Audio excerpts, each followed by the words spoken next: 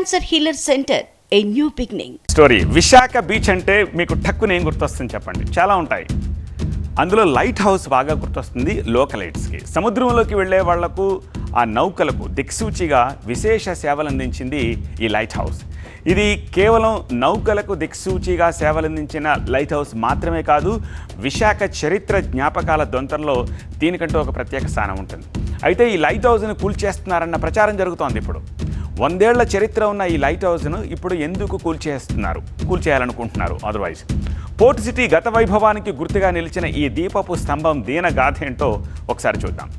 విదేశాల నుంచి వచ్చే నౌకలు విశాఖ తీరానికి చేరుకునేలాగా ఈ లైట్ హౌస్ను 122 ఏళ్ల క్రితం 1903లో నిర్మించారు.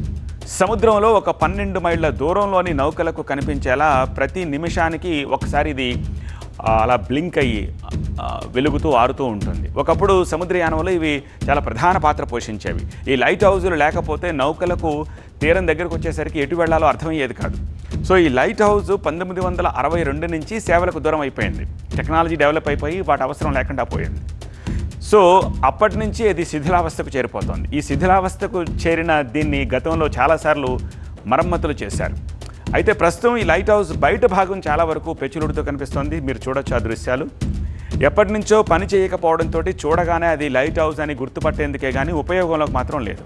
సో లైట్ హౌస్లో వెళ్లేందుకు ఉన్న దారి చుట్టూ ఇప్పుడు ఒక చిన్న ఫెన్స్ లాంటిది కంచేసి ఉంచేశారు. రెండో వైపు దారికి తాళం వేశారు.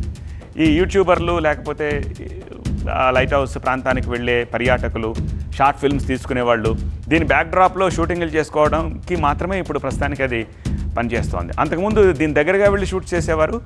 ఇప్పుడు అలా వెళ్ళడం సేఫ్ కాదు కాబట్టి ఆ ఫెన్సింగ్ వేసేశారు. ఆ దృశ్యాలు చూస్తున్నాము. లైట్ హౌస్ ఉన్న ప్రాంతంలోనే ఉన్నాం. సుందర సాగర్ తీరానికి ఒడ్డునే దశాబ్దాల క్రితం దీన్ని నిర్మించారు.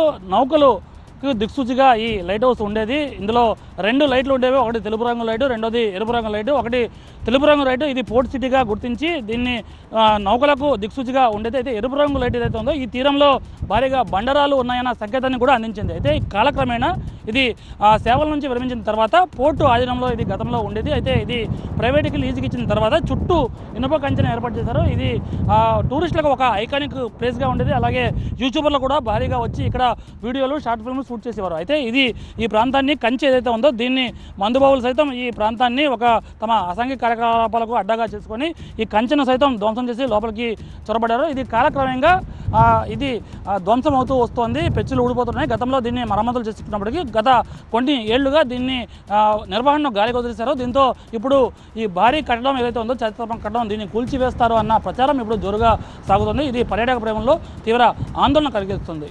Cancer healer centre a new beginning.